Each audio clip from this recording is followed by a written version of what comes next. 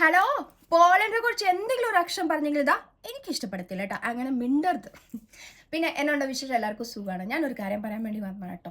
കുറേ വീഡിയോസൊക്കെ കണ്ട് ഇവിടെ ഇങ്ങനെ ജോലിയുണ്ട്, അവിടെ അങ്ങനെയാണ്, ഇങ്ങനെ മല അങ്ങനെ കേട്ട് മടുത്ത്. പക്ഷെ സത്യാവസ്ഥ പറയടോ, ഇവിടെ നിന്ന് വർക്ക് പെർമിറ്റ് നിങ്ങൾക്ക് കിട്ടും, ഈസി ആയിട്ട് കിട്ടും.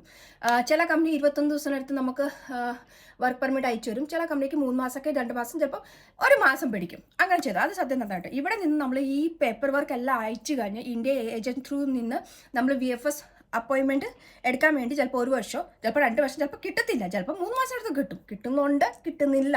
ഓക്കെ, ഇതെല്ലാം പ്രോസസ്സ് കഴിഞ്ഞ് നമ്മളൊരു ദിവസം VFS ഓഫീസിൽ പോകും. ഇപ്പോഴത്തെ കഴിഞ്ഞ് 3 വർഷം ഉണ്ടാവുന്ന ഒരു കാര്യമാണ് പറയാം കേട്ടോ. അപ്പം അവിടെ ചെന്ന് കഴിഞ്ഞിട്ട് നമുക്ക് എല്ലാ പേപ്പർ VFS ഓഫീസിൽ നിന്ന് നമ്മുടെ കയ്യിൽ നിന്ന് പേപ്പർ എല്ലാം എടുക്കും, ഫീസും അടിക്കും, എല്ലാം എടുത്തു കഴിഞ്ഞ് ഒരു 14 ദിവസം കഴിഞ്ഞ് നമുക്കൊരു പേപ്പർ വരും, എന്തോ റിജക്റ്റഡ്. കാരണം എന്താണ് കുറേ പറയും, പക്ഷേ നമുക്ക് ആർക്കും ആണെങ്കിൽ യഥാർത്ഥ കാരണം അറിയത്തില്ല.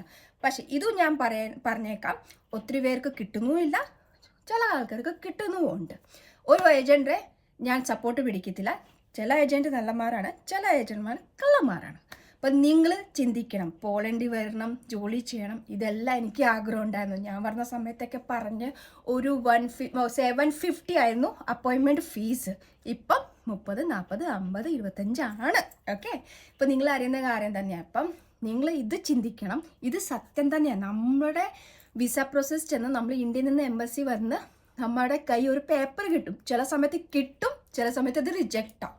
അതുകൊണ്ട് ശ്രദ്ധിക്കുക, നല്ലൊരു ഏജൻ്റായിട്ട് കൺസൾട്ട് ചെയ്യുക, സംസാരിക്കുക, കാരണം എല്ലാം ചോദിക്കുക. നിങ്ങൾക്ക് ക്ഷമയുണ്ടെങ്കിൽ നിങ്ങൾ വെയിറ്റ് ചെയ്യുക. പോളണ്ട് പറഞ്ഞ് നല്ലൊരു രാജ്യം കേട്ടോ. ഞാൻ ഒരിക്കലും ഇല്ല, കുറച്ച് ഇവിടെ വന്നിട്ട് നമ്മൾ ഏത് രീതി നല്ല രീതിയായിട്ട് നിന്നെങ്കിൽ നമുക്കും നല്ല രീതിയായിട്ട് കിട്ടും കേട്ടോ. അതുകൊണ്ട് തോറ്റു കൊടുക്കല്ലേ കേട്ടോ.